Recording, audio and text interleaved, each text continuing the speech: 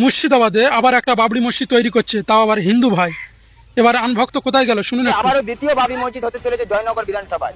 আর বাবরি মসজিদ তৈরি করছেন কিন্তু কোনো মুসলিম সম্প্রদায়ের মানুষ নয়, হিন্দু সম্প্রদায়ের মানুষ। আমার নাম অজিত মন্ডল। তিনি এই কাজ করছেন, কিসের কাজ হচ্ছে এখন? বাবরি মসজিদ। আচ্ছা, এখন আমার নাম দীপঙ্কর ঘোষ, ওরবে বোম্বা। আমি আছি। আপনি তো একজন হিন্দু, হিন্দু হয়ে কেন আপনি মসজিদ বানাচ্ছেন, তাও বাবরি মসজিদ? এ বাবা, আপনি কেন বানাবো না? আমি ভাঙতে জানি না, আমি গড়তে জানি। যারা জানে তারা বলবেন, আমি তো হিন্দু। আরো দেখবেন আমি খুলবো। দেখতে পাচ্ছেন একেবারে আমরা যে স্থানে দাঁড়িয়ে আছি তার পিছনেই কিন্তু কাজ হচ্ছে বাবরি মসজিদের। আমার নাম অজিত মন্ডল।